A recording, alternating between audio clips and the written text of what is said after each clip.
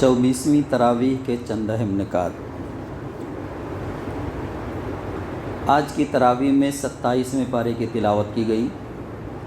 سورہ زاریات کی بقیہ آیات میں اپنی شان و شوکت پر مغرور قوموں کی ہلاکت کے واقعات بیان کرنے کے بعد قرآن کا اصل پیغام دہرایا گیا ہے اور لوگوں کو توجہ دلائی گئی ہے کہ ان کی زندگی کا مقصد کیا ہے، اللہ نے انہیں کیوں پیدا کیا ہے۔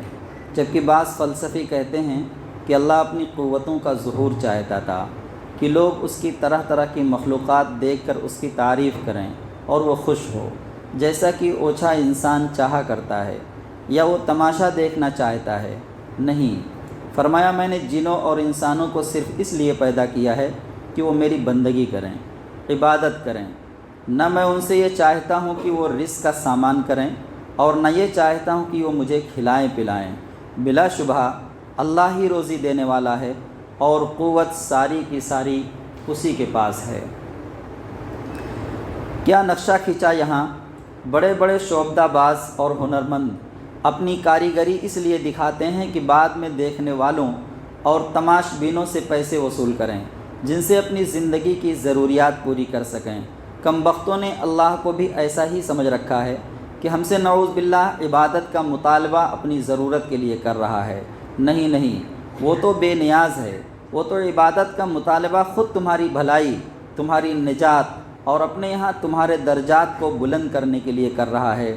اسے ان چیزوں کی کیا حاجت۔ سورہ طور میں عذاب کے پہلو کو زیادہ نمایاں کیا گیا ہے اور واضح طور سے دھمکی دی گئی ہے کہ بے شک تیرے رب کا عذاب آ کے رہے گا اور کوئی بھی اس کو دفع نہیں کر سکے گا۔ فرمایا کہ رات، زمین، آسمان اور سمندر سب بار بار گواہی دے چکے ہیں، جب عذاب آتا ہے تو کوئی ٹالنے والا نہیں ہوتا۔ اس کے بعد محمد صلی اللہ علیہ وآلہ وسلم اور اہل ایمان کی ہمت افزائی کرتے ہوئے کہا، بس تم یاد دہانی کرتے رہو اپنے رب کے فضل سے، نہ تم کوئی کاہن ہو نہ کوئی دیوانے۔ کیا یہ کہتے ہیں کہ یہ تو بس ایک شاعر ہے جس کے لیے ہم کسی گردش کا انتظار کر رہے ہیں جو اس سے ہمارا پیچھا چھڑا دے؟ ان سے کہہ دو تم بھی انتظار کرو، میں بھی تمہارے ساتھ انتظار کرتا ہوں۔ اب انہیں سمجھانے کا کوئی فائدہ نہیں۔ اگر یہ عذاب کو آسمان سے اترتا دیکھ لیں گے تب بھی یہی کہہ دیں گے کہ یہ تو بادل ہیں جو ابر کرم بن کر ہمارے کھیتوں پر برسنے والے ہیں، حالانکہ وہ انہیں تہس نہس کرنے والے ہوں گے، جیسا کہ سمود کے ساتھ ہوا۔ اب انہیں ان کے حال پر چھوڑ دو، یہاں تک کہ یہ اپنے اس دن کو پہنچ جائیں جب مار گرائے جائیں گے۔ اے نبی صلی اللہ علیہ وآلہ وسلم، اپنے رب کا فیصلہ آنے تک صبر کرو، تم ہماری نگاہ میں ہو۔ تم جب اٹھو تو اپنے رب کی حمد کے ساتھ تسبیح کرو، اور رات میں بھی، سورج کے زوال اور غروب کے وقت بھی۔ سورہ نجم میں شفاعت کے متعلق کافروں کے غلط تصور کی تردید کی گئی ہے۔ اگر شفاعت کا یہ تصور لیا جائے کہ جن ہستیوں سے ہمارا تعلق ہو گیا ہے اب ہم چاہے کچھ بھی کریں وہ اللہ کی پکڑ اور عذاب سے ہمیں ضرور چھڑا لیں گے، تو یہ سارا نظام کتابیں اتارنے کا، رسولوں کے بھیجنے کا اور عذاب سے ڈراوا دینے کا سب بیکار ہو جاتا ہے۔ جب ان معبودوں کی خوشامد اور تعلق سے بڑے بڑے مجرم اور گنہگار بخش دیے جائیں گے اور انہیں کوئی خوف نہیں ہوگا، تو پھر یہ تقوی اور یہ نیکی کے چکر میں پڑنے والے کدھر سے عقل مند ٹھہرتے ہیں کہ دنیا کے مزے اور عیاشیوں سے محروم رہیں، مصیبتیں اور مشقتیں برداشت کریں اور پھر بھی انہی کے برابر ہو جائیں جنہوں نے اس دنیا میں مزے اڑانے میں کوئی کسر نہیں اٹھا رکھی۔ آسمانوں میں بے شمار فرشتے ہیں جو اللہ کی بڑی متبرک مخلوق ہیں کہ پل بھر کے لیے اس کی تسبیح سے غافل نہیں ہوتے۔ ان کی نافرمانی کا شائبہ بھی ان میں نہیں ہے، مگر ان کی سفارش بھی کسی کو اللہ کی پکڑ سے نہیں بچا سکے گی۔ ہاں، اللہ جس کو چاہے گا اور جس کے لیے چاہے گا اس کو سفارش کی اجازت دے گا، پس شفاعت کا سرا اللہ ہی کے ہاتھ میں ہوا، تمہاری مرضی میں نہیں ہے۔ جو لوگ عام طور پر اپنی خیرات اور بعض نیکیوں پر غرور کر کے اپنے کو بڑا متقی اور پاکیزہ سمجھتے ہیں، اس کی بنا پر حق کی دعوت دینے والوں کو کچھ خاطر میں نہیں لاتے، انہیں متنبہ کیا کہ وہ تم کو خوب جانتا ہے، جب کہ اس نے تم کو زمین سے پیدا کیا، اور جب تم اپنی ماؤں کے پیٹوں میں خون کی شکل میں رہے تو اپنے کو پاکیزہ مت ٹھہراؤ۔ وہ ان لوگوں کو بھی خوب جانتا ہے جنہوں نے واقعی میں تقوی اختیار کر رکھا ہے۔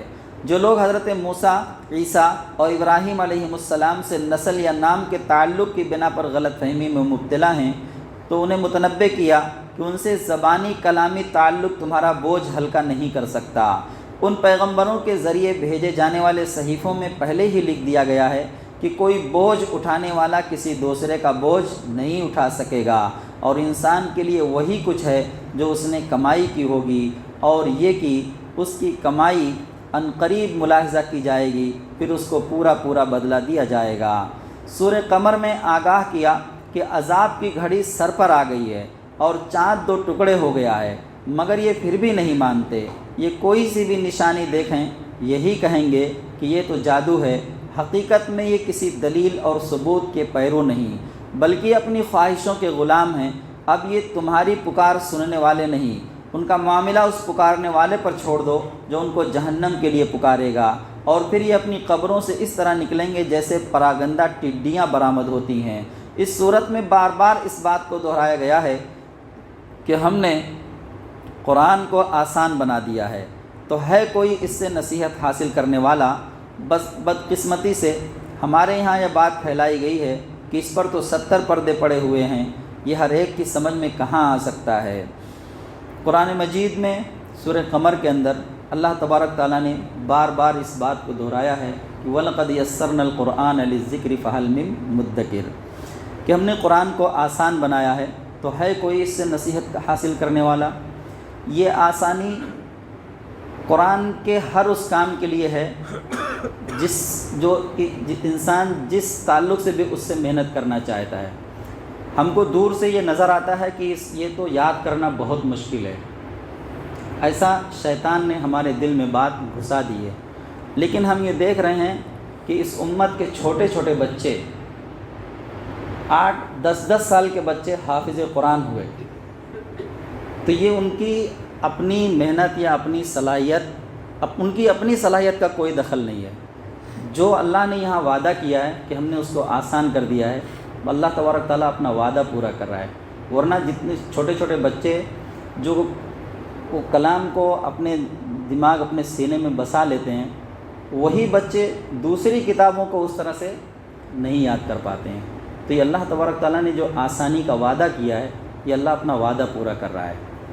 اسی طرح سے جو شخص، تو اگر ہم اگر یاد کرنا چاہ رہے ہیں اس عمر میں، تو ہم یہ نہ سوچیں کہ اب یاد نہیں ہوگا۔ بڑی عمر میں بھی لوگوں نے حافظ مکمل کیے ہیں الحمدللہ۔ جب لگیں گے اس کے پیچھے، تب پھر اللہ تبارک تعالیٰ اس کے لیے جو وعدہ ہے اللہ کا آسانی پیدا کرنے کا، اللہ اس کے لیے پھر ہمارے لیے آسانی پیدا فرمائیں گے۔ دور سے تو شیطان کبھی آپ کو اس کے قریب جانے نہیں دے گا، تو دور سے نظارہ نہ کریں۔ اگر دل میں تھوڑا بھی داعیہ پیدا ہو رہا ہے کہ ہمیں قرآن یاد کرنا ہے، یا ہمیں قرآن سیکھنا ہے، یا اس پر غور و فکر کرنا ہے، تدبر کرنا ہے، تو ہم اس سے جڑیں۔ اس کے بعد پھر آسانی کیسے ہوتی ہے، اس کا نظارہ بعد میں ہمیں کرنے کو ملے گا، جب ہم پہلے شروعات کریں گے۔ دور سے تو شیطان کبھی قریب اس کے جانے نہیں دے گا۔ سورہ رحمان میں اس بات کو بار بار دہرایا گیا ہے کہ اپنے رب کے کس کس کرشمے کو جھٹلاؤ گے، اور بتایا گیا کہ اللہ تعالیٰ کی رحمانیت ہے کہ اس نے تمہاری تعلیم کے لیے قرآن اتارا۔ جب اللہ نے تم کو بولنے کی صلاحیت دی ہے تو تم بات سمجھ بھی سکتے ہو۔ اس اعلیٰ صلاحیت کا حق ہے کہ اسی صلاحیت کو تمہاری تعلیم کا ذریعہ بنایا جائے، نہ کہ عذاب کے ڈنڈے کو۔ تمہاری بدبختی ہے کہ تم اس نعمت سے فائدہ اٹھانے کے بجائے تباہی کی نشانی مانگ رہے ہو۔ یہ صورت ایک ایسی صورت ہے کہ اگر ایک خوشکن آواز، اچھی آواز والا شخص اگر اس دنیا میں ہی اس کو پڑھے تو یقیناً یہ صورت انسان کو مسحور کر دیتی ہے، اپنے سحر میں جکڑ لیتی ہے۔ یہ صورت جب آخرت میں اللہ تبارک تعالیٰ داؤد علیہ السلام کی زبان سے ہمیں قرآن سنائیں گے۔ داؤد علیہ السلام کی آواز کے تعلق سے قرآن کہتا ہے کہ جب وہ زبور کا ذکر کرتے تھے، یعنی زبور کی جب وہ تلاوت کرتے تھے، تو پہاڑ بھی ان کے ساتھ شامل ہو جاتے تھے۔ اللہ نے کہا کہ ہم نے داؤد کے لیے پہاڑوں کو مسخر کر دیا تھا کہ وہ جب زبور کی تلاوت کریں تو وہ بھی ان کے ساتھ شامل ہو جاتے تھے، پرندے اتر جاتے تھے۔ داؤد علیہ السلام کے ساتھ زبور کی تلاوت کرنے کے لیے۔ آپ اندازہ لگائیں کہ جب قرآن کی تلاوت داؤد علیہ السلام کی زبان میں، ان کی آواز میں جب ہوگی جنت کے اندر، تو وہ کیسا انسان کو مسحور کر دے گی۔ یہاں جو یہاں پر میوزک کے جو لوگ دلدادہ ہیں نا، وہ اس کا تصور بھی نہیں کر سکتے۔ جنت کے درختوں کے پتوں کی کھرکھراہٹ میں جب داؤد علیہ السلام قرآن کی تلاوت کریں گے تو دنیا کا ہر میوزک سسٹم فیل ہو جائے گا۔ دنیا کے جتنے تانسین ہیں سب فیل ہو جائیں گے، کوئی کام نہیں آئے گا اس کے آگے۔ یہ ایسی مسحور کن کتاب ہے، اور اس میں سورہ رحمان کی تلاوت داؤد علیہ السلام کی زبان سے۔ تو اس سورت کے اندر اللہ تبارک تعالیٰ نے ابتدا میں تو اپنی نعمتوں کا ذکر کیا ہے کہ ہم نے تم کو یہ دیا، یہ دیا، یہ دیا، اور پھر اس کے بعد مختصراً جو ہے جہنم کا تذکرہ ہے، اور اس کے بعد تفصیل سے پھر اللہ تبارک تعالیٰ جنت کا تذکرہ کرتے ہیں کہ ہم نے تمہارے لیے جنت میں یہ نعمتیں رکھی ہوئی ہیں۔ اس کے بعد سورہ واقعہ ہے، اس میں بھی اللہ تبارک تعالیٰ نے تفصیل سے جنت کی نعمتوں کا ذکر کیا ہے۔ سورہ دہر ہے، اس میں اللہ تبارک تعالیٰ نے تفصیل کے ساتھ جنت کی نعمتوں کا ذکر کیا ہے۔ انسان اس دنیا میں رہ کر جن نعمتوں کا دلدادہ ہے، جو وہ چاہتا ہے حاصل کرنا، اللہ تبارک تعالیٰ نے اپنی جنت میں وہ سب کچھ تیار کر کے ہمارے لیے رکھ دیا ہے۔ انسان یہ چاہتا ہے کہ اس کے کپڑے بہترین ہوں، اچھے ہوں، تو اللہ تبارک تعالیٰ کہتے ہیں کہ ہم نے تمہارے لیے جنت میں ریشم کا لباس تیار کر کے رکھا ہوا ہے۔ اللہ نے دیکھا کہ ہمارے بندے جو ہیں، کچھ لوگ ہیں جو تھوڑا خمار میں بھی رہنا چاہتے ہیں، نشے کی حالت میں رہنا چاہتے ہیں، تو اللہ تعالیٰ کہہ رہے ہیں فکر مت کرو، اس کا بھی انتظام ہم نے کر رکھا ہے۔ سورہ دہر کے اندر صرف بیک وقت اللہ تبارک تعالیٰ نے 3 مرحلوں کا ذکر کیا ہے۔ ایسی شراب ہم تم کو پلائیں گے، تھوڑا سا صبر کر کے آ جاؤ۔ انسان عورتوں کا دل دادا ہے۔ اللہ تبارک تعالیٰ نے اس صورت کے اندر جس انداز میں عورتوں کا تذکرہ کیا ہے، جنتی عورتوں کا، وہ اگر ابھی میں یہاں پر بیان کروں تو آپ لوگ سوچیں گے لگتا ہے مولوی صاحب کسی دوسری ہی دنیا میں چلے گئے ہیں، ہے نا؟ بہت ہی خوبصورت انداز میں اللہ تبارک تعالیٰ نے اس کا ذکر کیا ہے۔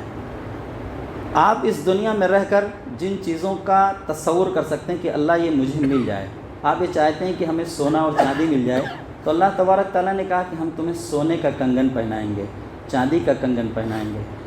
ہم یہاں پر اچھے برتنوں کی ہمیں خواہش ہوتی ہے کہ ہمارے برتن جو ہے بہت اچھے ہوں، خوبصورت ہوں، تو اللہ تبارک تعالیٰ نے کہا کہ ہم تمہیں ایسے چاندی کے گلاس میں مشروب پلائیں گے، شراب پلائیں گے جو شیشے کے جیسی ہوگی، جس کا انسان اس دنیا میں رہ کر تصور نہیں کر سکتا۔ چاندی تو بڑی خوبصورت چمکدار ہوتی ہے، لیکن شیشے والی چاندی ہم نے اور آپ نے اس دنیا میں نہیں دیکھی ہے۔ اللہ تبارک تعالیٰ نے سورہ دہر میں اس کا تذکرہ کیا ہے۔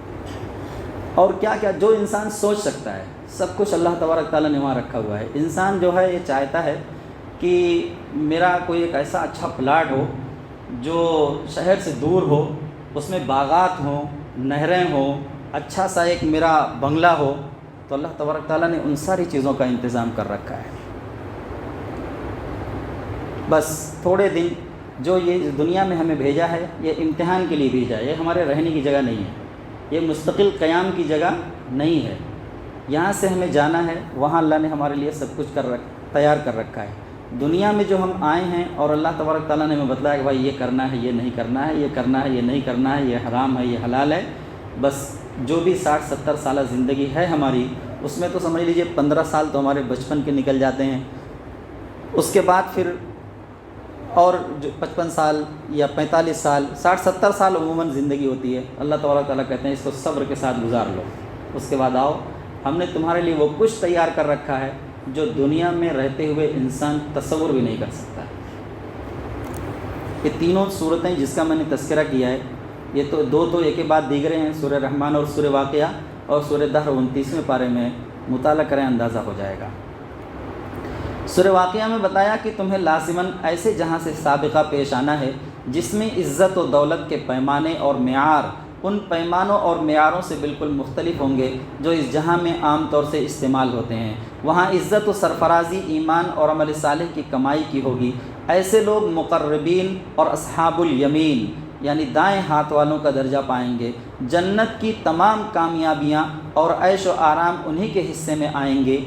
رہے وہ لوگ جو اس دنیا ہی کے عیش و مزوں میں مگن ہیں، وہ اصحاب الشمال ہوں گے، ان کو دوزخ میں ابدی عذاب سے سابقہ پیش آئے گا۔ اللہ نے کئی سوالات کر کے غور کرنے کی دعوت دی ہے کہ کبھی تم نے غور کیا کہ یہ نطفہ جو تم ڈالتے ہو، اس تخلیق یعنی بچے کو تم بناتے ہو یا ہم بناتے ہیں؟ ہم نے تمہارے درمیان موت رکھی ہے، اور ہم اس بات سے کمزور نہیں ہیں کہ تمہاری شکلیں بدل دیں اور کسی اور شکل میں پیدا کر دیں جس کو تم نہیں جانتے۔ اپنی پہلی پیدائش کو تو تم جانتے ہو، پھر کیوں سبق نہیں لیتے؟ کبھی تم نے سوچا یہ بیج جو تم ڈالتے ہو، اس سے کھیتیاں ہم اگاتے ہیں یا تم اگاتے ہو؟ اللہ تبارک تعالیٰ نے انسان کو ایک دم یہاں پر تو ایسا چیلنج کیا ہے کہ بے بس کر دیا ہے، بے بس کر دیا ہے ایک دم سے۔ ایک ایک بات پر غور کریں۔ کسان کو مخاطب کر کے اللہ نے کہا کہ یہ جو بیج تم ڈالتے ہو اپنے کھیت میں، انسان کا کام کیا ہے؟ ہل چلانا، اچھا کھیت بنانا اور اس کے بعد بیج اس کے اندر ڈال دینا۔ اب اس کے بعد انسان کے بس کا کچھ نہیں ہے کہ وہ بیج اگے گا نہیں اگے گا، اگے گا تو پھر وہ پودا ہونے کے بعد اس میں پھل آئیں گے کہ نہیں آئیں گے، یہ کام انسان کے بس کا نہیں ہے۔ اللہ نے یہاں پر چیلنج کیا ہے۔ یہ بیج جو تم بوتے ہو، اس سے کھیتیاں تم اگاتے ہو یا ہم اگاتے ہیں؟ ہم چاہیں تو ان کھیتوں کو بھوسا بنا کر رکھ دیں اور تم باتیں بناتے رہ جاؤ کہ ہمیں نقصان ہو گیا، ہمارے نصیب پھوٹے ہیں۔ کبھی تم نے سوچا جو پانی تم پیتے ہو اسے تم نے بادل سے برسایا ہے یا اس کے برسانے والے ہم ہیں؟ ہم چاہیں اس کو ہم اس انداز میں سوچ سکتے ہیں کہ اگر ایک سال بمبئی کے اندر بارش نہ ہو، ایک سال سے، تو کیا بمبئی میں پانی پینے کے لیے مل پائے گا؟ یہ گورنمنٹ، یہ سرکار یا ہمارے وسائل یہ پانی پورا کر پائیں گے یہاں پر؟ صرف ایک سال۔ اگر تھوڑی بارش کم ہوتی ہے تو ہر روز پیپر میں آنا شروع ہو جاتا ہے کہ 3 مہینے کا پانی بچا ہے، 4 مہینے کا پانی بچا ہے، یہی ہوتا ہے نا۔ اگر پوری بارش ہی ایک سال اللہ تبارک تعالیٰ نہ برسائیں تو کیا حال ہوگی پھر؟ کبھی تم نے سوچا پانی تم پیتے ہو اسے تم نے بادل سے برسایا ہے یا اس کے برسانے والے ہم ہیں؟ ہم چاہیں تو اسے کھارا پانی بنا دیں۔ ایک اور چیلنج کر دیا اللہ نے، یہ جو میٹھا پانی تم پی رہے ہو، اگر ہم چاہیں تو ہم اس کو کھارا بنا دیں۔ اب کیا کر سکتے ہیں ہم؟ وہ تو ہمارے پینے کے لائق ہی نہیں رہے گا۔ سمندر پڑا ہوا ہے، بمبئی کو گھیر رکھا ہے ہر طرف سے، لیکن کیا وہ پانی سے ہم اپنی ضرورت پوری کر سکتے ہیں؟ پیاس بجھا سکتے ہیں؟ ایک گھونٹ حلق کے نیچے اتر نہیں سکتا وہ۔ ہم چاہیں تو اسے کھارا پانی بنا دیں، پھر کیوں تم شکر گزاری نہیں کرتے؟ کبھی تم نے خیال کیا جو آگ تم جلاتے ہو اس کا ایندھن، اس کا درخت یا ایندھن تم نے پیدا کیا ہے یا اس کا پیدا کرنے والے ہم ہیں؟ ہم نے اس کو قابل عبرت بنایا، حاجت مندوں کی ضرورت کا سامان بنایا۔ پس اے نبی رب عظیم کی تسبیح کرتے رہیے۔ خاتمہ پر قریش کو متنبہ کیا کہ یہ قرآن اللہ کا باعزت کلام ہے جو شیاطین کی مداخلت سے بالکل محفوظ ہے، اس کو صرف پاکیزہ لوگ ہی ہاتھ لگاتے ہیں۔ تو کیا تم لوگ اس کلام سے منہ پھیر رہے ہو جو حقیقی ہدایت ہے یا رب العالمین کا نازل کردہ ہے؟ پھر کیا اس کلام کے ساتھ تم بے توجہی کرتے ہو؟ تم نے اس کو جھٹلانے کا مشغلہ اپنا رکھا ہے۔ اگر تم کسی کے محکوم نہیں ہو اور اپنے خیال میں سچے ہو تو بتاؤ جب مرنے والے کی جان حلق میں اٹکتی ہے، پھر اللہ نے چیلنج کیا،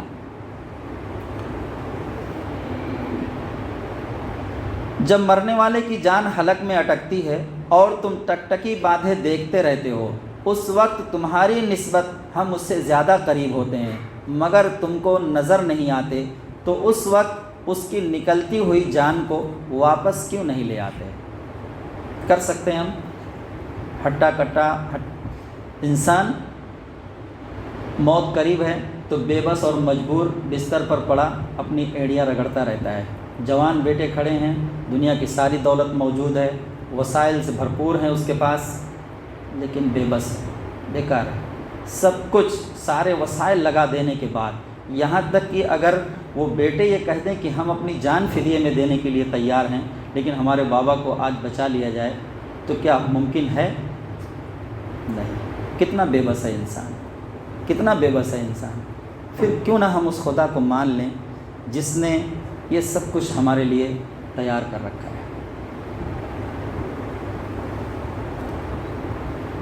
جب مرنے والے کی جان حلق میں اٹکتی ہے اور تم ٹکٹکی باندھے دیکھتے رہتے ہو، اس وقت تمہاری نسبت ہم اس سے زیادہ قریب ہوتے ہیں مگر تم کو نظر نہیں آتے، تو اس وقت اس کی نکلتی ہوئی جان کو واپس کیوں نہیں لے آتے؟ مرنے والا اگر نیک ہے تو وہ راحت، عمدہ رزق اور نعمت بھری جنت میں ہوگا، اگر جھٹلانے والا گمراہ ہے تو اس کے لیے کھولتا پانی ہے، اسے جہنم میں ڈال دیا جائے گا، یہ بات ہو کر رہے گی۔ پس اے نبی صلی اللہ علیہ وآلہ وسلم اپنے رب کی تسبیح کیجئے۔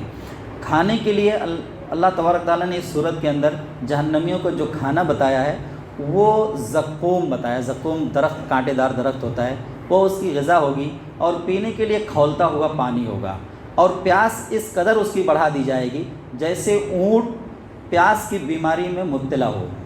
جیسے اونٹ تو ویسے بھی زیادہ پانی پیتا ہے، اور اگر وہ پیاس کی بیماری میں مبتلا ہو جائے تو کتنا پانی پیے گا؟ ایسی پیاس کی شدت ہر دم رہے گی، اور پینے کے لیے کھولتا پانی، جہنمیوں کے بدن سے نکلا ہوا خون اور پیپ، یہ اس کو پینے کے لیے دیا جائے گا۔ اس کا ذکر کیا ہے قرآن نے اس صورت کے اندر۔ سورہ حدید میں مسلمانوں کو خطاب کر کے ان کو سابقون الاولون کی صف میں اپنی جگہ بنانے پر ابھارا ہے، یعنی وہ جو حق پہنچتے ہی سب سے آگے بڑھ کر اسے قبول کرتے ہیں، اور اس کا طریقہ یہ بتایا کہ جس زمانہ میں حق مغلوب ہے اور اس کے غالب آنے کا دور دور پتہ نہیں، اسی زمانے میں اپنی جان اور مال اس کے لیے کھپا دو۔ ایسے لوگوں کا مرتبہ ان سے کہیں اونچا ہوگا جو حق کو غالب آتا دیکھ کر اس کے لیے خرچ کریں یا جانیں سپرد کریں گے، اگرچہ اللہ کا وعدہ دونوں سے اچھا ہے، مگر اللہ کا قرب حاصل کرنے کے لیے دونوں میں بڑا فرق ہے۔ سابقون الاولون، ہم یہ نہ سمجھیں کہ اب یہ مقام، یہ مرتبہ ہمیں نہیں ملے گا۔ جب اسلام کمزور پڑ جائے اس وقت اس کو فروغ دینے کے لیے جو انسان محنت کرے گا وہ سابقون الاولون میں شامل ہوگا۔ جیسے صحابہ کی وہ جماعت، جب آپ صلی اللہ علیہ وسلم نے دعوت دی، اس وقت شروع میں جن لوگوں نے لبیک کہا وہ سابقون الاولون کے لوگ کہلائے، اور پھر اس کے بعد اسلام کو بڑھتا ہوا دیکھ کر، فروغ پاتا ہوا دیکھ کر جن لوگوں نے اسلام قبول کیا، اللہ تعالیٰ کہتے ہیں کہ ان کو بھی مقام اور مرتبہ ملے گا، لیکن وہ اس مرتبے تک نہیں پہنچ سکتے۔ اسی طرح سے دیکھیے بدری صحابہ کا ایک مقام ہے، کیوں ہے کہ انہوں نے سب سے پہلی جو جنگ ہوئی اس میں انہوں نے اپنا حصہ دیا، اپنی جان اور مال کے ساتھ جو ہے وہاں جا کر کھڑے ہو گئے، تو اللہ تبارک تعالیٰ نے ان کو وہ مقام دیا، اور جو لوگ اس میں شامل نہیں ہو سکے وہ ساری عمر پچھتاتے رہے کہ ہم بھی کیوں نہ اس میں شامل ہو گئے۔ تمام مسلمانوں کو خطاب کر کے کہا کہ اگر دنیا کی محبت میں پھنس کر تم نے آخرت کی ابدی بادشاہی حاصل کرنے کا حوصلہ کھو دیا تو یہود کی طرح تمہارے دل بھی سخت ہو جائیں گے۔ تمام مسلمانوں کو خطاب کر کے کہا اگر دنیا کی محبت میں پھنس کر تم نے آخرت کی ابدی بادشاہی حاصل کرنے کا حوصلہ کھو دیا تو یہود کی طرح تمہارے دل بھی سخت ہو جائیں گے، اور تمہارا انجام بھی وہی ہوگا جو ان کا ہوا۔ کون ہے جو اللہ کو قرض حسنہ دے اور اللہ اس کو کئی گنا کر کے اسے لوٹا دے؟ قیامت کے دن مومنین کے آگے پیچھے نور دوڑ رہا ہوگا، انہیں جنت کی خوشخبری دی جائے گی، یہ بڑی کامیابی ہے۔ منافقین اندھیرے میں کہیں گے کہ ہمیں بھی تھوڑی سی روشنی دے دو، جواب ملے گا پیچھے ہٹ جاؤ۔ ان کے درمیان دیوار حائل ہوگی، ایک طرف رحمت دوسری طرف عذاب ہوگا۔ وہ مومنوں کو پکار کر کہیں گے ہم تو دنیا میں تمہارے ساتھ تھے، وہ کہیں گے مگر تمہیں شک تھا، جھوٹی توقعات میں پڑے رہے، دھوکے باز نے تمہیں دھوکے میں رکھا، آج تم سے اور کافروں سے کوئی فدیہ نہ لیا جائے گا، تمہارا ٹھکانہ جہنم ہے۔ کیا ایمان لانے والوں کے لیے ابھی وہ وقت نہیں آیا کہ ان کے دل اللہ کے ذکر سے پگھل جائیں اور حق کے آگے جھک جائیں؟ یعنی یہاں پر انسان تھوڑا سا بھی اگر اس دنیا میں رہ کر ندامت کے آنسو بہا دے اللہ کے سامنے تو بڑے بڑے گناہ اللہ تبارک تعالیٰ اس دنیا میں معاف کر دیں گے۔ انسان صرف یہ جا کر کہہ دے کہ ربا غلطی ہو گئی ہے، شرمندہ ہوں، آئندہ اب اس گناہ کے قریب نہیں جاؤں گا، اس دنیا میں رہ کر اتنا کہہ دینا کافی ہے۔ لیکن جب یہاں سے ہم وہاں جائیں گے تو پھر اللہ تبارک تعالیٰ کہتے ہیں کہ یہ دنیا اور دنیا میں جو کچھ ہے اتنا ہی، اور اگر تم فدیہ میں دینے کے لیے تیار ہو جاؤ تو بھی یہ عذاب اب ٹلنے والا نہیں ہے۔ تو سودا بہت سستا ہے، سودا بہت سستا ہے، وقت بہت کم ہے ہمارے پاس۔ ہم جتنی جلدی اپنے رب سے صلح کر لیں ہمارے لیے اتنے ہی اچھائی اور بھلائی ہے، ورنہ وہاں سوائے پچھتانے کے اور کچھ نہیں ہوگا۔ اللہ تبارک تعالیٰ نے ایک منظر یہاں پر نقل کیا ہے کہ ہمارے اور آپ کے ساتھ میں رہنے والے لوگ ہوں گے، اور جب وہاں پر جنت اور جہنم کا فیصلہ ہو چکا ہوگا وہاں پر دیکھیں گے، پہچانیں گے کہ یہ عبدالرشید صاحب بیٹھے ہوئے ہیں، یہ محبوب صاحب ہیں، یہ فلاں صاحب ہیں، یہ فلاں صاحب ہیں، یہ ادھر وہ ادھر، وہ پہچانیں گے اور دیکھیں گی، وہاں سے آواز لگائیں گے کہ ہم تو تمہارے ساتھ رہا کرتے تھے، تمہارے ساتھ چلا پھرا کرتے تھے، آج ہم اندھیرے میں ہیں، تمہارے پاس روشنی ہے، تمہارے پاس نور ہے، تھوڑا سا روشنی ہمیں دے دو، ہم بھٹک رہے ہیں، ٹھوکریں کھا رہے ہیں، چلنا نہیں ہو رہا ہے۔ تو اللہ تبارک تعالیٰ کہیں گے نہیں، ان کو مانگتا ہوا دیکھیں گے تو وہ دیوار حائل کر دی جائے گی بیچ میں، سوائے پچھتانے کے کچھ ہاتھ نہیں آئے گا۔ مومنوں کو پکار کر کہیں گے ہم تو دنیا میں تمہارے ساتھ تھے، وہ کہیں گے مگر تمہیں شک تھا، جھوٹی توقعات میں پڑے رہے، دھوکے باز نے تمہیں دھوکے میں رکھا، آج تم سے اور کافروں سے کوئی فدیہ نہ لیا جائے گا، تمہارا ٹھکانہ جہنم ہے۔ کیا ایمان لانے والوں کے لیے ابھی وہ وقت نہیں آیا کہ ان کے دل اللہ کے ذکر سے پگھل جائیں اور حق کے آگے جھک جائیں؟ مسلمانوں کو ان کی طرح نہیں ہونا چاہیے جنہیں کتاب دی گئی، پھر ایک لمبی مدت ان پر گزر گئی تو ان کے دل سخت ہو گئے اور آج ان میں اکثر فاسق ہو گئے۔ افسوس کہ مسلمان آج انہی کے نقش قدم پر چل رہے ہیں۔ ان لوگوں کے خیال کی تردید کی گئی جو مذہب کے رہبانی تصور کے تحت جہاد اور اس کے لیے خرچ کرنے کو دنیا داری سمجھتے تھے اور مسلمانوں کو جہاد کے شوق پر لعن طعن کرتے تھے۔ فرمایا بے شک ہم نے اپنے رسولوں کو واضح دلائل و ہدایت کے ساتھ بھیجا، ان کے ساتھ کتاب اور شریعت اتاری تاکہ لوگ انصاف پر قائم ہو سکیں، اور لوہا بھی اتارا جس میں بڑی قوت بھی ہے اور لوگوں کے لیے دوسرے بہت سے فائدے بھی ہیں، اور اسے اللہ نے یہ بھی چاہا کہ وہ ان لوگوں کو نمایاں کر دے جو بے دیکھے اللہ اور اس کے رسول کی مدد کرتے ہیں، یعنی لوہے کے طاقت سے ان کے دین کو قائم کرتے ہیں۔ حالانکہ اللہ اور رسول غیب میں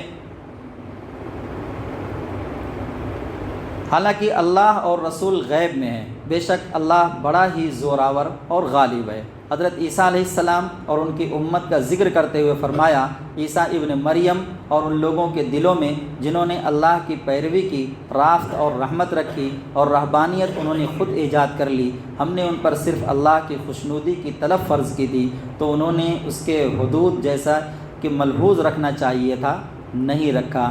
عیسائیت میں جو رہبانیت کا تصور آیا، یعنی دنیا چھوڑ کر، گھر بار چھوڑ کر جنگلوں اور صحراؤں میں جا کر زندگی بسر کرنے کا، اللہ تبارک تعالیٰ نے کہا کہ یہ ہم نے ان سے نہیں کہا تھا، یہ انہوں نے خود اپنی طرف سے ایجاد کر لیا تھا۔ اللہ تبارک تعالیٰ سے دعا ہے کہ اللہ تعالیٰ ہم تمام مسلمانوں کو قرآن پڑھنے، اس کو سمجھنے اور اس پر عمل کرنے کی توفیق عطا فرمائے۔